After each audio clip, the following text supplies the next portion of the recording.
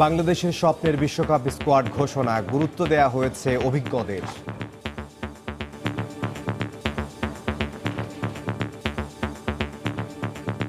মাশরাফি বিন Murtaza captain, Liton Kumar Das, Mohammad মিথুন, Mohammad Mushfiqur Rahim, Mohammad Mahmudullah, Shakib Al Hasan vice captain. প্রথমবারের মতো সুযোগ পেলেন সৈকত, সাইফুদ্দিন ও রাহি সহ 7 জন। সুযোগটা যাতে কাজে লাগাতে পারি ওই জিনিসটার প্রতি ফোকাস থাকবে। স্ট্যান্ড বাই নাইম হাসান ও ইয়াসির রাব্বি। ইনজুরির কারণে নেই তাসকিন, অফ ফর্মে বাদ ইমরুল।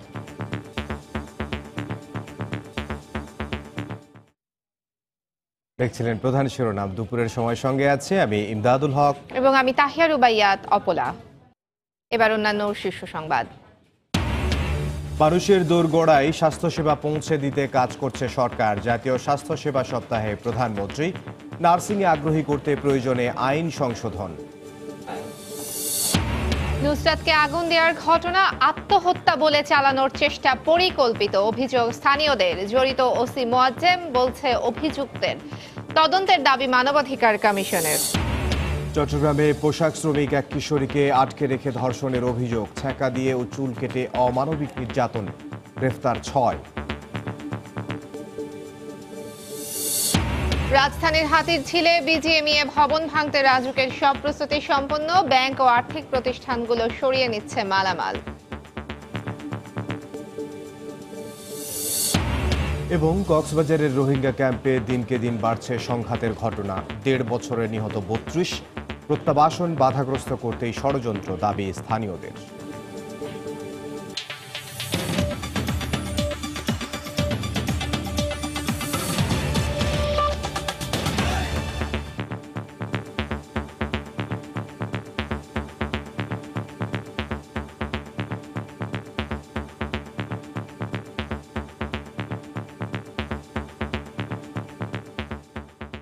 মাশরাফি বিন মুর্তজাকে অধিনায়ক করে ঘোষণা করা হলো বাংলাদেশের 15 সদস্যের বিশ্বকাপ স্কোয়াড। প্রথমবারের মতো বিশ্বকাপ দলে জায়গা পেয়েছেন মোসাদ্দেক সৈকত, সাইফুদ্দিন, মিরাজ, লিটন ও রাহিম। ফিটনেসের কারণে দলে জায়গা হয়নি পেসার তাসকিন আহমেদের। বিশ্বকাপ স্কোয়াডের বাইরে স্ট্যান্ড বাই হিসেবে 2 ক্রিকেটার দিয়েছেন নির্বাচকরা, যেখানে আছেন নাইম হাসান ও ইয়াসির রাব্বি। ইংল্যান্ড বিশ্বকাপ স্কোয়াড ঘোষণা করল বাংলাদেশ ক্রিকেট বোর্ড। অনুমিতভাবেই বাংলাদেশের বিশ্বকাপ মিশনের অধিনায়কের দায়িত্বে থাকবেন মাশরাফি বিন মুর্তজা এবং তার ডেপুটি সাকিব আল হাসান।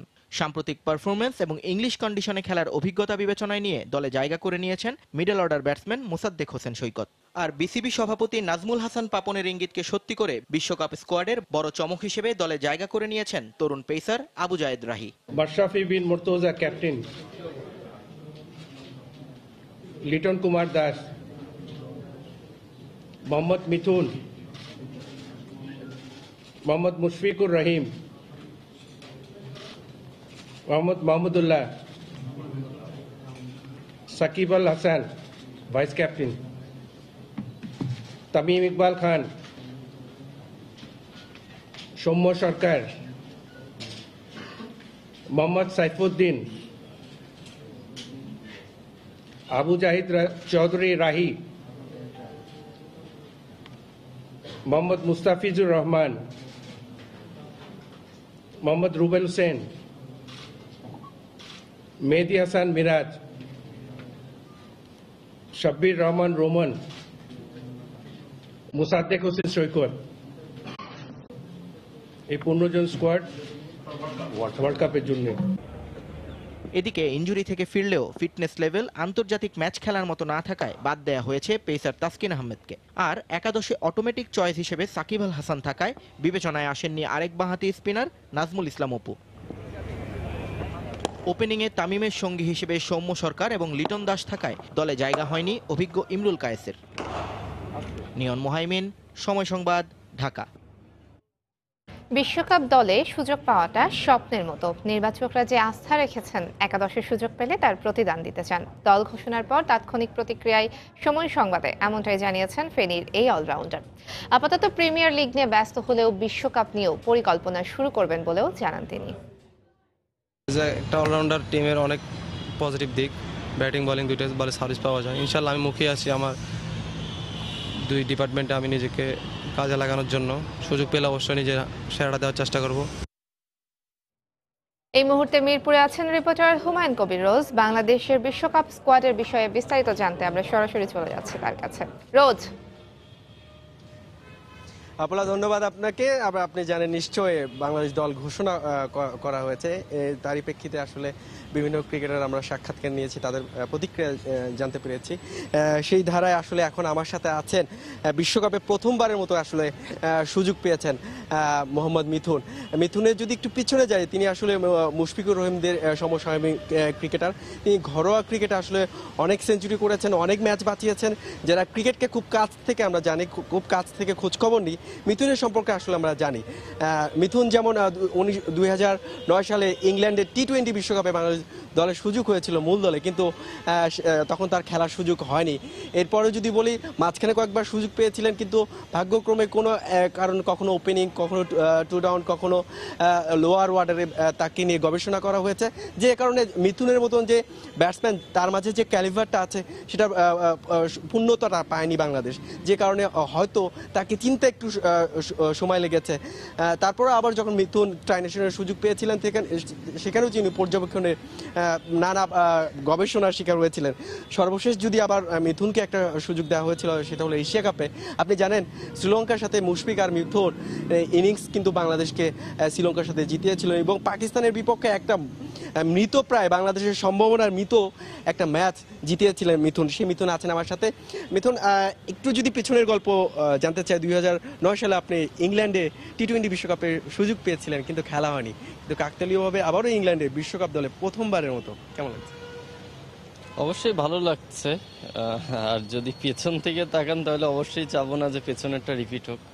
এবার নতুন কিছু করার স্বপ্ন নিয়ে যাচ্ছি। ইনশাল্লাহ স্বপ্নটা যেন পূরণ হয়, দোয়া করবেন। মিথুন, আমরা ক্রীড়া সাংবাদিকরা বা বিভিন্ন আমরা যে ক্রিকেট সংশ্লিষ্ট যারা আছে আপনাকে কাছ থেকে চিনি, কিন্তু আপনার স্বাভাবিক ভাষাটা খুব একটু ঠান্ডা মেজাজের, কিন্তু ব্যাটিংটা করেন খুব আগ্রাসী ঢঙ্গের। আসলে এটা আপনার কোন ধরনের বৈশিষ্ট্য ক্রিকেটের? আসলে ঠিক বলতে পারবো না, আমি এত কিছু গবেষণা করি নাই কখনো। আমার নেচারটাই আসলে এইরকম। আমি পজিটিভ খেলতে পছন্দ করি, বাট আমি চলাফেরা করতে পছন্দ করি খুব, যেটা বললেন যে কিছুটা স্থির টাইপের। আসলে ছোটবেলা থেকেই হয়তোবা এটাই আমার ক্যারেক্টার। তো ক্যারেক্টার তো আর একদিন দুই দিনে তৈরি হয় না, এটা একটা লম্বা সময় লাগে। মিডল ওয়ার্ডারে ব্যাট করা লাগবে, অনেক সময় আপনি চাপের মধ্যে ব্যাট করেন এবং আগ্রাসী ঢঙ্গের ব্যাট করেন। ওয়ার্ল্ড কাপে এবার গ্রুপটা 92 বিশ্বকাপের মতো ওপেন একটা গ্রুপ, উন্মুক্ত গ্রুপ। আসলে এখানে আপনার 9টা ম্যাচ আছে, যদি ট্রাই নেশনটা আমরা বাদ দিই। এটা খুব চ্যালেঞ্জিং কিনা আপনাদের জন্য? অবশ্যই আপনার চ্যালেঞ্জিং তো অবশ্যই। নতুন ফরম্যাট, এইভাবে আমরা মানে আমরা দেশ হিসেবে মনে হয় না এখনো খেলেছি এরকম ওপেন ইয়েতে। তারপরেও প্রত্যেকটা জিনিসেরই পজিটিভ সাইড থাকে, নেগেটিভ সাইড থাকে। এখানে সুযোগও অনেক বেশি, অনেকগুলা ম্যাচ। দল হিসেবে ভালো করে মানে ভালো দল হয়ে ওঠার সুযোগটা অনেক বেশি থাকছে। সো ইনশাল্লাহ যদি সব কিছু পজিটিভ হয় তাহলে অবশ্যই ওয়ার্ল্ড কাপ থেকে ভালো কিছু আশা করতে পারি। পরিবার জানে যে উনি ইতিমধ্যে নিশ্চয়ই খবরটা জেনে গেছে, কার সাথে কথা হয়েছে, সহধর্মিনী বা মা বাবা? একটু যদি বলতেন পরিবারের অনুভূতিটা। না, এখনো ওইভাবে আসলে ডিটেলস কথা হয়নি। অবশ্যই পরিবারের সবাই তো আমাকে নিয়ে স্বপ্ন দেখে, মা বাবা বলেন, ওয়াইফ বলেন, সবাই তো সবসময় দোয়া করে যেন আমি সাকসেস হই, যেখানেই থাকি যা করি সেটাতে যেন সাকসেস হতে পারি। অবশ্যই এরকম খুশির সংবাদ যখন তারা পায় অবশ্যই অনেক বেশি খুশি হয়, কারণ পরিবারের থেকে আপন তো আর কেউ না। এখন যদি ব্যক্তিগত লক্ষ্যের কথা বলি, আপনি আসলে উইকেট কিপার কাম ব্যাটসম্যান, মুশফিকের বিকল্প হিসেবে ধরা হচ্ছে এবং মিডল ওয়ার্ডের আস্থার প্রতিদান দিয়েছেন। এখন ব্যক্তিগতভাবে আপনার লক্ষ্যটা কি এই বিশ্বকাপে? আসলে আমি যেভাবে চিন্তা করি যে আমার যে রোলটা থাকবে সেই রোলটা ঠিকঠাক মতন পালন করতে পারলে আমার সাকসেস, বা মানে সেটা আমি যেহেতু মিডিল অর্ডারে খেলবো, সো ওই জায়গাটাতে এক এক সময় এক এক ধরনের সিচুয়েশন আমার ফেস করতে হবে। আমি ফিক্সড কোনো সিচুয়েশন পাবো না যে এইরকমই আমার প্রতিদিন হবে। তো ওইভাবে মেন্টালি প্রিপেয়ার্ড থাকতে হবে এবং ওই জায়গাটা ওভারকাম করাটাই মেইন চ্যালেঞ্জ। আসলে লেখাপড়া তো শেষ নেই, আপনাদের প্রত্যেকদিন লেখাপড়া করতে হয়, ক্রিকেট নিয়ে গবেষণা করতে হয়। আপনি নিশ্চয়ই জানেন এজবাস্টন বলেন, বার্মিংহামের, লন্ডনের, আপনি যদি কেনিংটন ওভাল বলেন, লর্ডস বলেন, কিংবা নটিংহাম বলেন, এই মাঠগুলো নর্মালি আপনার এবার আইসিসির ইভেন্ট থেকে তাদেরই প্রয়োজন অনুযায়ী উইকেটটা স্পোর্টিং হবে বাট বাউন্সি থাকবে।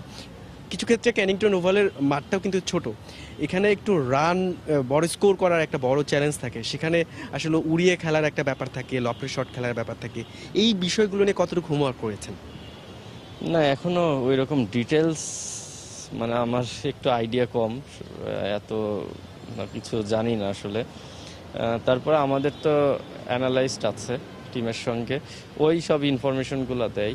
আর এখনো আমাদের টিম প্র্যাকটিস শুরু হয়নি। টিম প্র্যাকটিস শুরু হলে আস্তে আস্তে ইনফরমেশনগুলো আসতে থাকবে, যেহেতু আমি ওই কন্ডিশনে এখন পর্যন্ত খেলি নাই, সো ডিটেলস আইডিয়াটা আমার নাই। তারপরে অবশ্যই যারা খেলেছে এবং টিমে কম্পিউটার অ্যানালাইজড আছে, ওর কাছ থেকে আস্তে আস্তে ইনফরমেশনগুলো পাবো। ছোট একটা প্রশ্ন, মানে বাংলাদেশকে বিশ্বকাপে কোথায় দেখতে চান? অবশ্যই তো স্বপ্ন থাকবে যে এখন পর্যন্ত আমরা যা পাইনি সেটা পাওয়ার। তারপরে এটা অনেক লম্বা সময়, অনেক দূরের ব্যাপার। বাট আমাদের যে প্রসেসটা, সেই প্রসেসটা ঠিকঠাক মতন যদি আমরা প্রসেসে যেতে পারি এবং আমরা যদি সবাই সবার রোলটা ঠিক মতন পালন করতে পারি, যে কোনো কিছুই হতে পারে। ধন্যবাদ মিথুন আমাদের সময় দেওয়ার জন্য। আপনারা শুনছিলেন বাংলাদেশের স্বপ্ন সারথি মোহাম্মদ মিথুন বলছিলেন বিশ্বকাপের স্বপ্ন জয়ের কথা। আসলে এই স্বপ্ন জয়ের পথটা খুব কঠিন, তারপরেও কিন্তু বাংলাদেশের পক্ষে অসম্ভব কিছুই নয়। তো অপলা, এই ছিল আমার কাছে সর্বশেষ, ফিরছে আপনার কাছে। শুধু রাজধানী কেন্দ্রিক নয়, সারা দেশের চিকিৎসা ব্যবস্থার উন্নয়নে সরকার উদ্যোগ নিচ্ছে জানিয়ে প্রধানমন্ত্রী শেখ হাসিনা বলেছেন, যত্রতত্র মেডিকেল কলেজ গড়ে তুললে তাতে অনুমোদন দেবে না সরকার। সকালে প্রথম জাতীয় স্বাস্থ্যসেবা সপ্তাহের উদ্বোধনী অনুষ্ঠানে একথা বলেন তিনি আরও বলেন, চিকিৎসা ব্যবস্থার উন্নয়নে নার্সিং শিক্ষাকে গুরুত্ব দেওয়ার পাশাপাশি প্রত্যন্ত অঞ্চলে চিকিৎসকদের কর্মপরিবেশের সীমাবদ্ধতা দূর করা হচ্ছে। স্বাস্থ্যসেবা প্রাপ্তির অধিকার সম্পর্কে জনগণকে সচেতন ও উৎসাহিত করতে দেশে প্রথমবারের মতো আয়োজিত হলো জাতীয় স্বাস্থ্যসেবা ও পুষ্টি সপ্তাহ 2019। মঙ্গলবার সকালে বঙ্গবন্ধু আন্তর্জাতিক সম্মেলন কেন্দ্রে এর উদ্বোধন করেন প্রধানমন্ত্রী। অনুষ্ঠানে প্রত্যন্ত অঞ্চলে কর্মরত চিকিৎসকদের হাতে গাড়ির চাবি হস্তান্তরের পাশাপাশি অ্যাম্বুলেন্স বিতরণ করেন শেখ হাসিনা। শিথিল করে করতে হয়। প্রধানমন্ত্রী বলেন, দেশে বিশেষায়িত নার্সের প্রয়োজন রয়েছে, তাই মানসম্মত স্বাস্থ্যসেবা নিশ্চিত করতে নার্সিং শিক্ষাকে গুরুত্ব দিচ্ছে সরকার। নার্সিং এ কেউ যদি আসতে চায় তাকে সায়েন্স স্টুডেন্ট হতে হবে। ইতিমধ্যে এ ব্যাপারে আমি নির্দেশ দিয়েছি যে এরকম কোনো বাধ্যবাধকতা থাকা উচিত না। সায়েন্সের যে সাবজেক্টটা যতটুকু প্রয়োজন সেটা ওই নার্সিং এডুকেশনের যে কারিকুলাম সেখানেই সেই বিষয়টা তুলে দিতে হবে এবং যে কোনো সাবজেক্টে পড়ুক না কেন নার্সিংয়ে সবাই আসতে পারবে। এটার ব্যাপারে যদি কোনো আইন বা নীতিমালা বা কোনো কিছু শিথিল করে করতে হয় সেটা আমরা করে দেব।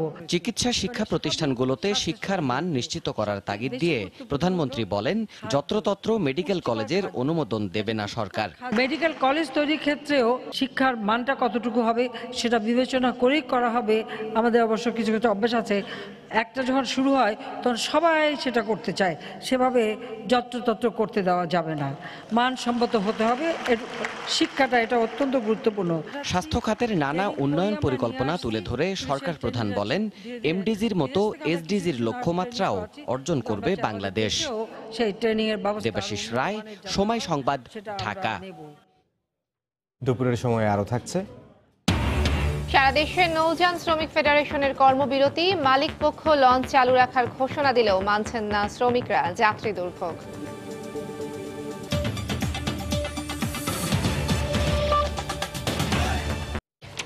ফেনীর সোনাগাজীর ইসলামিয়া ফাজিল মাদ্রাসার ছাত্রী নুসরাত জাহান রাফির শরীরে আগুন দেওয়ার পরপরই ঘটনাটি আত্মহত্যা বলে সামাজিক মাধ্যমে প্রচার করা হয়। এই অপপ্রচারটি ছিল কিলিং মিশনেরই অংশ, এমন অভিযোগ নুসরাতের পরিবার সহ সোনাগাজীবাসীর। তবে ফেসবুকে সমালোচিত পোস্টদাতা স্থানীয় সংবাদকর্মীর দাবি, সাবেক ওসির কথায় তিনি ঘটনাটি আত্মহত্যা বলে স্ট্যাটাস দিয়েছেন। মীর হোসেন রাসেলের ক্যামেরায় বক্তিয়ার মুন্নার রিপোর্ট। 6 এপ্রিল সকাল 10:15টার দিকে ফেনীর সোনাগাজীর ইসলামিয়া ফাজিল মাদ্রাসার ছাত্রী নুসরাতের শরীরে আগুন দেয়া হয়। এই ঘটনার 1 ঘন্টার মধ্যেই সোনাগাজী উপজেলার দৈনিক সমকাল পত্রিকার প্রতিনিধি আবুল হোসেন রিপনের ফেসবুক আইডি থেকে একটি স্ট্যাটাস দেয়া হয়। তাতে বলা হয়, মাদ্রাসার ছাদে উঠে শরীরে পেট্রোল ঢেলে আত্মহত্যার চেষ্টা চালায় নুসরাত। এই পোস্টটি খুব অল্প সময়ের মধ্যে ফেসবুকে ভাইরাল হয়ে যায়। ঘটনা নিয়ে তৈরি করা হয় বিভ্রান্তি। রোববার নুসরাত হত্যা মামলার আসামি নুরুদ্দিন ও সাদাত হোসেন শামীমের আদালতের স্বীকারোক্তির পর নিশ্চিত হয় পরিকল্পিতভাবেই এটা করা হয়। সোনাগাজী নামদারি সাংবাদিক এটা বলতেছে যে এটা আত্মহত্যা করছে, নিজে শর্মিন্দা হয়ে আত্মহত্যা করছে। আমি মনে করি এটা মোটা অঙ্কের অর্থ ব্যবহার হয়েছে, কারণ একটা মার্ডার আত্মহত্যা হিসেবে পরিচালনা করার জন্য জ্যামত্যাম টাকা এখানে খরচ হয় না। 100% সেটি বলতেছে, আসলে এটা পূর্ব পরিকল্পিতভাবে স্ট্যাটাসগুলো সাজা রাখছে দেওয়ার জন্য। যারা আত্মহত্যা বলে এটাকে প্রচার করেছিল তারাও এই কিলিং মিশনের সাথে জড়িত কিনা এটা তদন্তের আমরা দাবি জানাচ্ছি। ক্যামেরার সামনে আসতে না চাইলেও মোবাইল ফোনে স্ট্যাটাস দাতা সেই স্থানীয় সংবাদকর্মী জানান, সোনাগাজী থানার সাবেক ওসি মোয়াজ্জেম হোসেনের অনুরোধেই আত্মহত্যার স্ট্যাটাস দেন। আমি মজার ফোন দিয়েছিলাম, বিষয়টা কি আমরা ঘটনা শুনতেছি, রাফি অগ্নিদগ্ধ হয়েছে। আসলে ঘটনা উনি বলছে আমি পুলিশের টিম পাঠাইছি, যতটুকু খবর পাচ্ছি হয়তো মেয়েটা আত্মহত্যার চেষ্টা করতে পারে, এই কারণে আমি স্ট্যাটাসটা দিয়েছিলাম। এদিকে police bureau of investigation PBI এর প্রধান জানান, তদন্তে পরোক্ষদেরও আমলে নেওয়া হবে। আরও কিছু যারা নুরুদ্দিন গেট পাহারা দিয়েছে এবং আমরা সেদিনই বলেছিলাম আরও কিছু লোকজন বাইরে ছিল, তাদের মধ্যে একজনকে গ্রেপ্তার করছি। আরও কিছু লোক আছে, আমরা এগুলো নাম না বলে আমরা এগুলো আইডেন্টিফাই করি। অসৎ উদ্দেশ্যে নুসরাতের ভিডিও ধারণ করে ছড়িয়ে দেওয়ার অভিযোগে সোমবার ফেনী সোনাগাজী থানার সাবেক ওসি মোয়াজ্জেম হোসেনের বিরুদ্ধে আইসিটি আইনে মামলা আমলে নিয়েছেন আদালত। আর তদন্তের দায়িত্ব দেওয়া হয়েছে পিবিআইকে। বক্তিয়ার মুন্না, সময় সংবাদ, ফেনী। নুসরাত নারী নির্যাতন দমন আইনে মামলা করতে চাইলেও পুলিশ কেন 54 ধারায় মামলা নিয়েছিল তা তদন্ত করতে পিবিআই এর প্রতি আহ্বান জানিয়েছেন জাতীয় মানবাধিকার কমিশনের চেয়ারম্যান। দুপুরে মানবাধিকার কমিশনের সংবাদ সম্মেলনে বক্তব্য রাখেন তিনি। দ্রুততম সময়ের মধ্যে এই হত্যার বিচার করতে হবে বলেও দাবি করেন তিনি। একটা নির্যাতিত নারী বা কন্যাকে বারবার করে, মেয়েকে বারবার করে তারপরে কোন ধরনের অত্যাচার করা হয়েছিল, কী করা হয়েছিল, এই প্রশ্নটা যেটা করা হয়েছিল সেটা আইনের দৃষ্টিতে একটা অত্যন্ত অপরাধ বলে গণ্য করে। অর্থাৎ যে অফিসার এই কাজটি করেছিল, পুলিশ অফিসার, তাদের বিরুদ্ধে যেন দৃষ্টান্তমূলক শাস্তি নেওয়া হয়। নারী নির্যাতন দমন আইনের মতো একটা কঠিন আইন এটি, সেইখানে অজামিনযোগ্য অপরাধের ক্ষেত্রে কেন তাকে 54 ধারায়, যদি হয়ে থাকে আমি জানি না, এগুলোকে আমাদের তদন্ত করে দেখতে হবে। আমি আশা করব পিবিআই পুলিশের একটা শক্তিশালী তদন্ত সংগঠন, আমাদের প্রত্যাশা থাকবে তারা এই জিনিসটা দেখবে। মাদ্রাসা ছাত্রী নুসরাত জাহান রাফি হত্যার প্রতিবাদে ফেনী ও খুলনায় মানববন্ধন হয়েছে। সকালে ফেনী শহরের কেন্দ্রীয় শহীদ মিনারে শহর ব্যবসায়ী সমিতির ব্যানারে মানববন্ধনের আয়োজন করা হয়। বক্তারা হত্যাকাণ্ডের মূল হোতা সিরাজউদ্দৌলা সহ জড়িতদের দৃষ্টান্তমূলক শাস্তির দাবি জানান।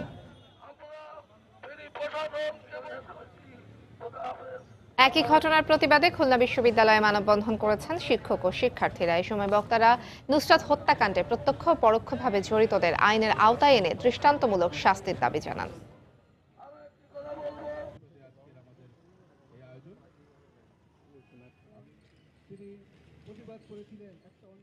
এছাড়া নওগাঁ, বাগেরহাট ও জয়পুরহাট সহ দেশের বিভিন্ন স্থানে মাদ্রাসা ছাত্রী নুসরাত জাহান রাফির হত্যার প্রতিবাদে মানববন্ধন হয়েছে। চট্টগ্রামে পোশাক কর্মী এক কিশোরীকে ধর্ষণের অভিযোগ উঠেছে। মেয়েটির চুল কেটে দেওয়ার পর মধ্যযুগীয় কায়দায় নির্যাতন করা হয়েছে। এ ঘটনায় অভিযুক্ত নিজাম সহ 6 জনকে গ্রেফতার করা হয়েছে। বিস্তারিত পার্থপ্রতিম বিশ্বাসের রিপোর্টে। 1 এপ্রিল চট্টগ্রাম নগরীর সদরঘাট এলাকায় একটি বাসা ভাড়া নেয় সিএনজি অটোরিকশা চালক নিজাম। বিয়ের প্রলোভন দেখিয়ে ওই বাসায় পোশাক কর্মী কিশোরীকে আটকে রেখে 7 দিন ধরে ধর্ষণ করে সে। আলাদা বাসা ভাড়া নিয়ে বসবাসের বিষয়টি জেনে যায় নিজামের স্ত্রী। আর তারপরেই 7ই এপ্রিল বাসায় এসে কিশোরীকে মধ্যযুগীয় কায়দায় অমানবিক নির্যাতন করে সে। মারধর অনেকই, তাও করার পর তো আমার চুল কাটছে, মুখে আগুনের সেকা লাগাইছে, মারধর করছে।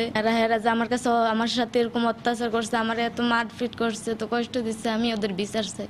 নির্যাতনের বিষয়টি পুলিশকে জানান স্থানীয়রা।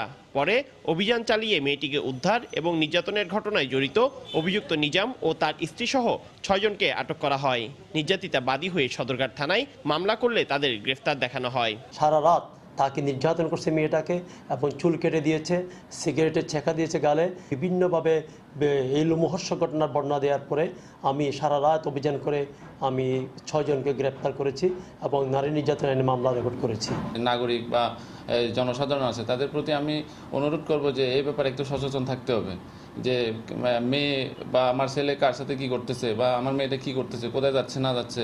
নির্যাতিতা কিশোরীর গ্রামের বাড়ি কুমিল্লায়। চট্টগ্রামে ফুফুর বাসায় থেকে একটি পোশাক কারখানায় চাকরি করতেন তিনি।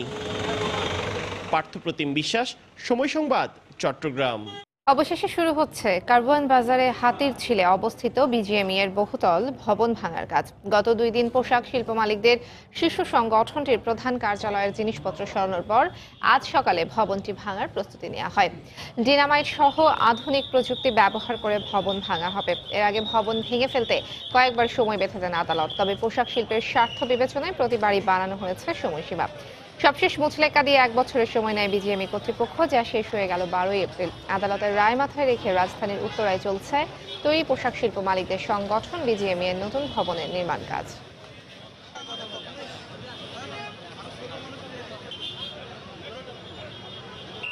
আমাদের টেকনিক্যাল সাইট আছে, টেকনিক্যাল ডিপার্টমেন্ট আছে রাজুকের, এবং এখানে আরও সংস্থা জড়িত আছে। এখানে সব মিলে আমরা ডিসিশন নেব যে কোন পদ্ধতি প্রক্রিয়া এটা ভাঙলে ভালো হয়, অন্য কোনো ক্ষতি না হয়। এই মুহূর্তে হাতিরঝিলে বিজিএমই ভবনের সামনে আছে রিপোর্টার শুভ খান, সরাসরি যাচ্ছি তার কাছে। শুভ। ইমদাদ, আমি এখনো রাজধানীর হাতিরঝিলে বিজিএমই ভবনে রয়েছি। তো সকাল থেকে আমরা যেমনটি দেখতে পেয়েছি যে এখানে রাজুকের একটি টিম আসার পরে এখানে যেসব প্রতিষ্ঠানগুলো অবস্থিত রয়েছে তাদেরকে মালামাল সরানোর জন্য 2 ঘন্টা সময় দেওয়া হয়েছে। তো সে 2 ঘন্টা পেরিয়ে যাওয়ার পরবর্তীতে আরও 2 ঘন্টা সময় বাড়ানো হয়। তো 2টার মধ্যেই তাদেরকে নিয়ে যাওয়ার কথা বলা হয়েছিল, কিন্তু এখন যে অবস্থা আমরা দেখতে পেয়েছি তাতে কিন্তু 2টাও পার হয়ে গিয়েছে। এখন পর্যন্ত কিন্তু সেই মালামাল সরানোর কাজটি শেষ হয়নি, যদিও বিজিএমইর পক্ষ থেকে বলা হয়েছে যে বিকেল 5টা পর্যন্ত তাদের সময় দেওয়ার জন্য। তবে এখন যে পরিস্থিতি তাতে মনে হচ্ছে যে আমরা যতটুকু দেখতে পাচ্ছি যে বিকেল 5টার মধ্যেও কিন্তু এই ভবনের যে মালামাল সরিয়ে নেওয়ার যে কার্যক্রম সেটি কিন্তু শেষ হবে না। সুতরাং রাজুক আজকে কখন নাগাদ ভবনটি বুঝে নিতে পারবে সেটি কিন্তু বলা যাচ্ছে না, এবং এখন পর্যন্ত কিন্তু রাজুকের কর্মকর্তারা আমাদেরকে কিন্তু নির্দিষ্ট করে বলেনি যে আজকেই ভবনটি ভাঙার কাজ শুরু হবে কিনা। যেহেতু রাজুকের নির্বাহী ম্যাজিস্ট্রেট আমাদেরকে জানিয়েছিলেন যে ডিনামাইট সহ অন্যান্য আধুনিক প্রযুক্তি ব্যবহার করে এই ভবনটি ভাঙা হবে, সুতরাং সে ধরনের কোনো কার্যক্রম বা সে ধরনের কোনো ইনস্ট্রুমেন্ট কিন্তু আমরা এখন পর্যন্ত দেখিনি। সুতরাং আজকে কখন নাগাদ এই ভবনটি ভাঙার কাজ শুরু হবে এরকম কোনো নির্দেশনাও কিন্তু তাদেরকে ঊর্ধ্বতন মহল থেকে দেওয়া হয়নি, এমনটাই তারা আমাদেরকে অনানুষ্ঠানিকভাবে জানিয়েছেন। তো বলা চলে যে এই যে এখন ভবন থেকে যে মালামাল সরানোর যে কার্যক্রম সেটি কিন্তু এখনও চলছে, এবং কখন শেষ হবে সেটা বলা যাচ্ছে না। তবে রাজুক বলছে যে এখানকার মালামালগুলো শেষ হলে তারা কিন্তু আনুষ্ঠানিকভাবে ভবনটি বুঝে নেবেন এবং সেক্ষেত্রে সিলগালা করে দেবেন। তো যেহেতু নির্বাহী ম্যাজিস্ট্রেট আমাদেরকে জানিয়েছিলেন যে ভবন ভাঙার কাজ আজকে শুরু না হলেও যে প্রাথমিক যে প্রস্তুতি ভবনটি ভাঙার ক্ষেত্রে সেটি কিন্তু তারা নিয়েছেন। তো সেক্ষেত্রে আমরা এখন দেখতে পাচ্ছি যে রাজুকের নির্বাহী ম্যাজিস্ট্রেট অলিউর রহমান আর কিছুক্ষণের মধ্যে হয়তো আমাদের সাথে ব্রিফ করবেন। আমরা হয়তো আপডেট কোনো তথ্য জানতে পারবো যে আসলে কি অবস্থায় রয়েছে আনুষ্ঠানিক কার্যক্রম। তো বলা চলে যে আর কিছুক্ষণ পরে যে তথ্যটা পাবো আগামী সামনের যে পরবর্তী যে বুলেটিন সেই বুলেটিনে হয়তো বা আপনাদেরকে আপডেট জানাতে পারবো। তো এই ছিল আমার কাছে এখানকার সবশেষ। রাজধানীর হাতিরঝিলের বিজিএমই ভবনের সামনে থেকে আমাদের সাথে যোগ দিয়েছিলেন রিপোর্টার শুভ খান। ঢাকার চারপাশের নদী দখল মুক্ত করতে 28তম দিনের মতো চলছে বিআইডব্লিউটি এর উচ্ছেদ অভিযান। সকালে আশুলিয়ার ধৌর ব্রিজের পর থেকে তুরাগ পার থেকে শুরু হয় উচ্ছেদ। কংক্রিটের পর এবারের উচ্ছেদে ডোমিনের একটি 5 তলা ভবন ভেঙে দেওয়া হয়। এ সময় তুরাগ পার দখল করে গড়ে তোলা দেশের শীর্ষস্থানীয় ব্যবসা প্রতিষ্ঠান নাভানা গ্রুপের দুটি বিশাল গোডাউন উচ্ছেদ করে বিআইডব্লিউটিএ। সেখানে দেখা যায় তুরাগ তীরের কয়েক একর নদীর জায়গা দখল করে প্রতিষ্ঠানটি পাইপ ও এলজিপি সিলিন্ডারের বিশাল গোডাউন করে ব্যবসা করে আসছিল। পরে নদীর জায়গা দখল করার জন্য ব্যবহৃত বালু, মাটি 5 লাখ টাকার নিলামে বিক্রি করে দেয় সংস্থাটি। এই মুহূর্তে তুরাগের আশুলিয়া অংশে উচ্ছেদ চালাচ্ছে বিআইডব্লিউটিএ। সেখানে আছেন রিপোর্টার মাহমুদ রাকিব। বিস্তারিত জানতে সরাসরি যোগ দিচ্ছি তার সাথে। রাকিব, আজকে কিন্তু অভিযানটি সকাল থেকেই বেশ জোরালো হচ্ছে এবং আমরা সকাল থেকে দেখেছি দেশের নামকরা বেশ কিছু শিল্প প্রতিষ্ঠান, ব্যবসায়িক প্রতিষ্ঠান, তাদের যে অবৈধ স্থাপনা যেগুলো তুরাগ পাড়ে গড়ে তোলা হয়েছিল সেগুলো কিন্তু একদম দুমড়ে মুচড়ে দিয়ে সব ভেঙে দেওয়া হচ্ছে। যদি একটু দেখাই, এই পিছনে যে ভবনটি দেখছেন একটি 5 তলা সুউচ্চ অট্টালিকা ভবন, সেই ভবনটি আপনি দেখছেন যে এখানে কিন্তু ভবনটি ইতিমধ্যেই দুপাশের যে দেয়াল তা কিন্তু সবই ভেঙে দেওয়া হয়েছে এবং একইভাবে এই ভবনের আরও যেসব পার্টস রয়েছে, দুটি ভবনেই দুপাশে কিন্তু বেশ থাই গ্লাস দিয়ে আধুনিকভাবে করা হয়েছিল। আমি একটু যদি আপনাকে বলে দেই, এই ভবনটি করেছে বাংলাদেশের নামকরা একটি রিয়েল এস্টেট কোম্পানি, যারা বিভিন্ন ভবন তৈরি করে ফ্ল্যাট বিক্রি করে থাকে। ডোমিনো কনক্রিট বা ডোমিনো কোম্পানি নামে একটি নামকরা ব্যবসা প্রতিষ্ঠান, তারা কিন্তু এই তুরাগ পারে এই ভবনটি গড়ে তুলেছিল এবং এর ঠিক পাশেই তারা একটি রেডিমিক্স কনক্রিট প্ল্যান্ট বলা হয়, অর্থাৎ ঢাকা শহরে এখন যে ভবনগুলো করা হয় সেই ভবনে যে ছাদ করা হয়, সেই ছাদে যে সুরকি বালু দিয়ে রেডি মিক্স করা হয় সেগুলো কিন্তু এখান থেকে নিয়ে মূলত দেওয়া হয়। তো সেই রেডি মিক্সের একটি বিশাল, এটি কিন্তু একটি প্ল্যান্ট ছিল এখানে, সেই প্ল্যান্টটিও সব কিন্তু ইতিমধ্যেই গুড়িয়ে দেওয়া হয়েছে। তা আমি যদি আপনি একটু দেখাই, এই কিন্তু তুরাগ নদী ঠিক বরাবর কিন্তু এই রেডি মিক্স প্ল্যান্টটি করা হয়েছে। এবং আপনি যদি আরও একটু দেখাই, আমরা এই যে তুরাগ নদীটি আপনাকে এখন দেখানোর চেষ্টা করছি, তার সামনে তারা বালু স্তূপ দিয়ে রেখেছে, পাথর স্তূপ করে রেখেছে এবং এই যে আপনি দেখছেন এই পাশে আমার বাম পাশে রেডিমিক্স প্ল্যান্টটি, যে প্ল্যান্টটি ইতিমধ্যে ভেঙে দেওয়া হয়েছে। বিএডব্লিউটি দাবি করেছে এই পুরো জায়গাটি অবৈধভাবে দখল করে ডোমিনো তারা এটি এখানে স্থাপনাগুলো করেছিল এবং ডোমিনো দাবি করেছে যে তাদের এই স্থাপনাগুলো করবার ক্ষেত্রে তারা উচ্চ আদালত থেকে একটি রায় নিয়েছে এবং যাতে ভবনটি ভাঙা না হয় তারা সেক্ষেত্রে রায় নিয়েছিল। কিন্তু বিএডব্লিউটির স্পষ্ট কথা যে নদীর তীরে বা নদীর তীরের 150 ফুটের মধ্যে কোনো পাকা স্থাপনা করা যাবে না, সেগুলো তারা সেই আইন মেনেই ভেঙে ফেলছে। এবং এর আগে আমরা দেখি সকালে নাভানা গ্রুপ তাদের দুটি বড় বড় গোডাউন বা গুদাম, একটি হলো এলপিজি গ্যাস আর একটি হলো পাইপের গোডাউন, সেই গোডাউন দুটিও কিন্তু ভেঙে দেওয়া হয়েছে। যদিও কিছু অংশ ভাঙা হয়নি, সেক্ষেত্রে বিএডব্লিউটি বলেছে তাদের একটি উচ্চ আদালত থেকে স্টে অর্ডার ছিল বলে তারা এগুলো ভাঙেনি। এবং সামনে আরও যত এমন অবৈধ স্থাপনা, শিল্প কলকারখানা, ব্যবসায়িক প্রতিষ্ঠান রয়েছে তা সবই রমজানের আগে উচ্ছেদ করে বিএডব্লিউটি বলেছে ঢাকার চারপাশের নদী দখলমুক্ত করবে এবং সেটি করতে তারা যে কোনো মূল্যে রমজানের আগে দৃঢ় প্রতিজ্ঞ বলে কিন্তু আমাদেরকে জানিয়েছে। তো মোটামুটি আমার কাছে সকাল থেকে যে উচ্ছেদ অভিযান চলছে আজকে 28তম দিনের, তার এই ছিল সবশেষ খবর। আপলা, তুরাগের আশুলিয়া অংশ থেকে বিআইডব্লিউটিএর চলমান উচ্ছেদ অভিযানের সবশেষ খবর জানাচ্ছিলেন সহকর্মী মাহমুদ রাকিব। এদিকে বিআইডব্লিউটিএ এবং মালিক পক্ষ রাজধানীর সদরঘাট থেকে বিভিন্ন গন্তব্যে লঞ্চ ছাড়ার ঘোষণা দিলেও ধর্মঘট অব্যাহত রাখার কথা জানিয়েছেন নৌ শ্রমিকরা। এদিকে 11 দফা বাস্তবায়নের দাবিতে বাংলাদেশ নৌযান শ্রমিক ফেডারেশনের ডাকে সারা দেশে চলছে অনির্দিষ্টকালের কর্মবিরতি। এতে চরম দুর্ভোগ পোহাতে হয় বিভিন্ন রুটের যাত্রীদের। ব্যুরো রিপোর্টার ও জেলা প্রতিনিধিদের পাঠানো তথ্য ছবি নিয়ে রিপোর্ট। পূর্ব ঘোষিত কর্মবিরতির কারণে সোমবার রাত থেকে বরিশাল নদী বন্দরের অভ্যন্তরীণ ও দূরপাল্লার রুটের কোনো নৌযান ছেড়ে যায়নি। এতে বিপাকে পড়েন যাত্রীরা। আন্দোলনরত শ্রমিকদের দাবি, বারবার আশ্বাসের পরও দাবি আদায় না হওয়ায় অনির্দিষ্টকালের কর্মবিরতি পালন করছেন তারা। আমি বরিশাল থেকে লক্ষ্মীপুর যাব, তো সকালে আসছি, আইসা তো দেখি যে সকল ধরনের লঞ্চের মানে চলাচল বন্ধ, ওনারা ধর্মঘট ডাকছে। দেশে যাবো, এখন লঞ্চ নাই, এখন আবার যাবো চলে আর কি। জাহাজে কর্মরত অবস্থায় যদি কোনো শ্রমিক মারা যায়, কোনো রকম এখন বহু চেষ্টার পরে ডেড বডিটা কোনো রকম বাড়িতে পাঠানো হয়, তারপরে তার যে ক্ষতিপূরণ তার দেওয়ার কোনো বালাই নাই, আমরা আদৌ পাইতেছি না। এইগুলি আমাদের হলো মুখ্য দাবি। নৌপথে সন্ত্রাস, চাঁদাবাজি বন্ধ, 2016 সালের ঘোষিত বেতন স্কেলের পূর্ণ বাস্তবায়ন সহ 11 দফা দাবিতে খুলনায় নৌযান শ্রমিকদের কর্মবিরতি চলছে। সকাল থেকে বন্ধ রয়েছে পণ্যবাহী সব ধরনের নৌযান চলাচল। খোরাকি ভাতা, যেমন ইন্ডিয়ান ল্যান্ডিং পাস আমরা ইন্ডিয়া গেলে ওখানে কোনো নিরাপত্তা পাই না। এসে আমরা তো লঞ্চ পাচ্ছি না, লঞ্চ শুনতেছি বন্ধ রেখেছে, আমরা এখন খুব সমস্যার ভিতরে রয়েছি। এদিকে দুপুরে রাজধানীর সদরঘাটে শ্রমিকদের সঙ্গে কথা বলেন লঞ্চ মালিক সমিতির নেতা ও বিআইডব্লিউটিএ কর্মকর্তারা। পরে সদরঘাট থেকে বিভিন্ন রুটে লঞ্চ ছাড়ার ঘোষণা দেওয়া হয়। সন্ধ্যায় পরিস্থিতি স্বাভাবিক হবে বলেও দাবি করে বিআইডব্লিউটিএ ও লঞ্চ মালিক পক্ষ। রওজাই জাবিদা ঐশী, সময় সংবাদ। দুপুরের সময় আরো থাকছে। পাহাড় ঘেরা দার্জিলিংয়ে নয়নাভিরাম মিরিক লেক, বৈচিত্র্যময় প্রকৃতি দেখতে দেশ বিদেশের হাজারো দর্শনার্থীর ভিড়।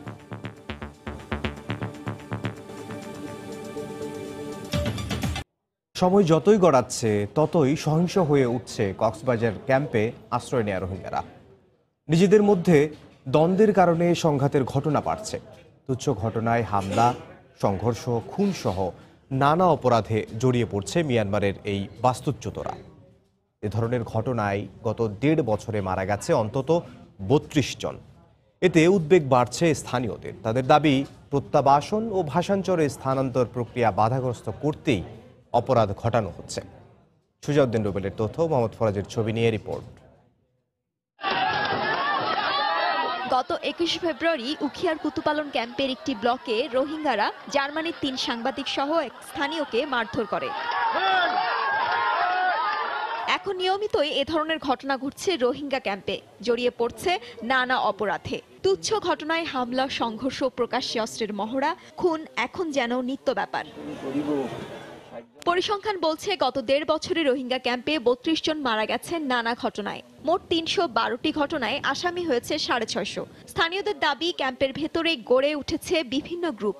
ক্যাম্পের বেশিরভাগ ঘটনাই পরিকল্পিত, যার উদ্দেশ্য মিয়ানমারে প্রত্যাবাসন ও ভাষান্তরে স্থানান্তর প্রক্রিয়া বানচাল করা। বাজারের সাথে দ্বন্দ্ব, কোনো গাড়ি চালকের সাথে দ্বন্দ্ব এদের, বা কেউ কথা বলতে গেলে এদের রীতিমতো হিংস্র হয়ে যাচ্ছে। রোহিঙ্গাদের এই ব্যাপার পিছনে কিন্তু দেশে বিদেশি বেশ কয়েকটা এনজিও জড়িত। তাদের মধ্যে যেভাবে বিভিন্ন সন্ত্রাসী গ্রুপের জন্ম হচ্ছে, তা থেকে বোঝা যাচ্ছে আগামী দিনে শুধু বার্মার জন্য নয়, বাংলাদেশের জন্য বিশাল বিপদ হয়ে দাঁড়াবে এই রোহিঙ্গারা। সচেতন মহল বলছেন, আইন শৃঙ্খলা রক্ষা বাহিনী দ্রুত পদক্ষেপ না নিলে পরিস্থিতি ভয়াবহ আকার ধারণ করবে। আইন শৃঙ্খলা রক্ষা বাহিনী রয়েছে, তাদেরকে সেখানে দ্রুত তাদেরকে নিয়ন্ত্রণে আনার জন্য পদক্ষেপ নিতে হবে। না হলে এই পরিস্থিতি ভয়াবহ আকার ধারণ করে লোকাল কমিউনিটিতে পড়বে, যা আমাদের জন্য হবে ভয়ঙ্কর। তবে পুলিশের এই শীর্ষ কর্মকর্তার মতে, নানা কারণে রোহিঙ্গারা সহিংস হয়ে উঠছে।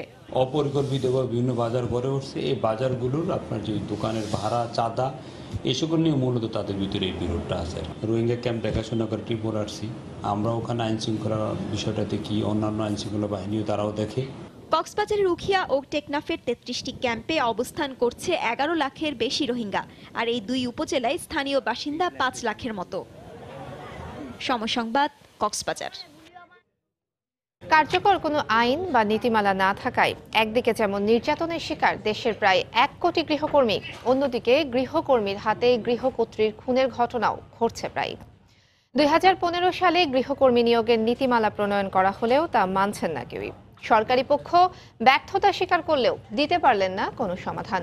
দেখুন আমার করা একটি রিপোর্ট। জীবন মানে এখানে শুধুই সংগ্রাম, আর অধিকারের বাণী কাগজে কলমেই লিপিবদ্ধ। নেপথ্যে বেজে চলেছে দীর্ঘশ্বাসের 7 কাহন। অনেক জায়গায় মানুষ মেরা ফেলাইতেছে, বাচ্চা গো কাজ না করলে ঠুকনা দেয়, থেতলা দেয়, টাকা পয়সা দেয় না, আমরা খাইতেও দেয় নাই, চুলে ধরে মারপিট করে। যদি তার ব্যবসা অফিসে চাকরি যায়, আমাদের বাসা থুয়া যায়, ছেলেরা নির্যাতন করে। গৃহকর্মীদের নিয়ে যারা কাজ করেন তারা বলছেন, অপ্রাতিষ্ঠানিক খাতে নিয়োজিত 85% গৃহশ্রমিকই নির্যাতনের শিকার হন। মৃত্যু বা চরম পর্যায়ে না গেলে যা কখনোই বাইরে প্রকাশ পায় না। শ্রম আইনের অন্তর্ভুক্ত না হওয়ায় গৃহকর্মীদের ন্যূনতম পারিশ্রমিকেরও কোনো নিয়ম নেই। ওরা যদি শ্রম আইনের অন্তর্ভুক্ত হতো তাহলে একটা বড় সুবিধা ছিল যে তাদের মজুরি ফিক্সেশনের জন্য মজুরি বোর্ড গঠনের বিষয় ছিল। তবে গৃহকর্মী নিয়োগে সরকারের সঠিক কোনো নীতিমালা না থাকায় এর ভয়াবহতায় আক্রান্ত হচ্ছেন গৃহকর্ত্রীও। সম্প্রতি রাজধানীর এলিফ্যান্ট রোডে গৃহকর্মীর হাতে খুন হন ইডেন কলেজের অধ্যক্ষ।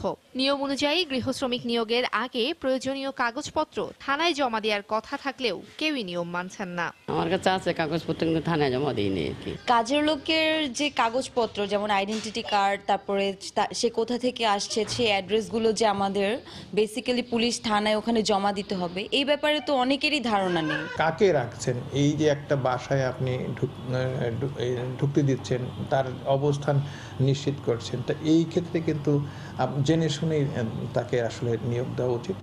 গৃহকর্মী ও গৃহকর্ত্রী উভয়ের অধিকার রক্ষায় শ্রম ও কর্মসংস্থান মন্ত্রণালয়ের অধীনে একটি কমিটি গঠন করা হলেও তা যেন ডুমুরের ফুল। বিশেষজ্ঞরা বলছেন এই দায় সরকারের। আমাদের আন্তরিকতা, আমাদের সাংগঠনিক স্বল্পতা, এগুলো অভাব। সারা দেশে গৃহকর্মীদের যে তাদেরকে নিয়ন্ত্রণ, তাদের দেখভাল করার জন্য যে মনিটরিং সেলটা, সেটা এখনো ফাংশনাল হয় নাই। বর্তমানে দেশে অপ্রাপ্তবয়স্ক গৃহকর্মীর সংখ্যা 50 লাখেরও বেশি। তাহিয়া রুবাইয়া তপলা, সময় সংবাদ, ঢাকা। চা বাগানের জন্য বিখ্যাত হলেও দার্জিলিংয়ের মিরিকের অন্যতম নজর কাড়া স্থান হলো মিরিক লেক। প্রতিদিন দেশ বিদেশের প্রায় 2,500 থেকে 3,000 পর্যটক বেড়াতে যান সেখানে। ভারতের স্থানীয়দের পাশাপাশি বাইরের পর্যটকদের একটি বড় অংশ বাংলাদেশে। মিরিক ঘুরে বিস্তারিত জানাচ্ছেন কলকাতা ব্যুরো প্রধান সুব্রত আচার্য। ক্যামেরায় ছিলেন সৌমেন রায় চৌধুরী। চারদিকে চা বাগান, মাঝখানে লেক। 1.5 কিলোমিটারের এই লেকের মাঝে কংক্রিটের সেতুতে দাঁড়িয়ে পাহাড়ের বাড়িগুলো দেখতে পটে আঁকা ছবির মতো লাগে। বাড়তি আনন্দ দিতে এখানে আছে পাহাড়ি ঘোড়ায় চড়ে সেতুর এপার ওপার হওয়া। সমতল থেকে প্রায় 4,900 ফুট উঁচুতে এই লেক দার্জিলিংয়ে বেড়াতে আসা দেশ বিদেশের পর্যটকদের কাছে অন্যতম আকর্ষণের জায়গা। ভারতীয় পর্যটকদের পাশাপাশি এখানে ছুটে আসেন বাংলাদেশি পর্যটকরাও। দার্জিলিং এর যে কয়টা জায়গা ঘুরেছি তার মধ্যে এটা সবচেয়ে অন্যরকম একটা জায়গা, কারণ সব জায়গায় তো শুধু পাহাড় পাহাড় পাহাড়, এখানে একটু ডিফারেন্ট সাইড। এখানের মানুষগুলো অনেক হেল্পফুল, লাইক তাদের কাছে কোনো কথা জিজ্ঞাসা করলে তারা অনেক হেল্প করার চেষ্টা করে এবং তারা নিজেদের থেকেও অনেক উদ্যোগ নেয় যাতে আমরা একটা সেফ এনভায়রনমেন্ট পাই। দার্জিলিং এর পর্যটনের ব্যাপারে আসলে আমরা 100% স্যাটিসফাই, কারণ এখানে নিরাপত্তা 100-তে 100ই বলা চলে। শান্তিপূর্ণভাবে ঘোরাফেরা করলাম, কোথাও কোনো গ্যাঞ্জাম বা কোনো সমস্যা, এত কাছে নির্বাচন পরিবেশটা তেমন সমস্যা মনে হয়নি আমাদের কাছে। তবে মিরিকের স্থানীয়রা লেকের সংস্কার না হওয়ায় কিছুটা ক্ষুব্ধ। तो गार्डन होना चाहिए, रोड होना पड़ेगा और एक सुविधा होना पड़ेगा, तो नहीं है। देखिए आप देख सकते हैं आप लोग का यहाँ टूरिस्ट के लिए टॉयलेट वगैरह कुछ भी नहीं है। তবুও প্রকৃতির কাছেই মানুষের বারবার ফিরে আসা। মিরিক দার্জিলিংয়ে যারা ঘুরতে আসেন তাদের অন্যতম একটি দ্রষ্টব্য এই মিরিক। কেননা দার্জিলিংয়ের পাহাড় দেখতে দেখতে চোখ যখন সত্যি বোর হয়ে আসে, তখন কিছুটা সমতলে এসে এই লেক তাদের উপভোগের বাড়তি খোরাক যোগায়। দার্জিলিংয়ের মিরিক থেকে সুব্রত আচার্য, সময় সংবাদ।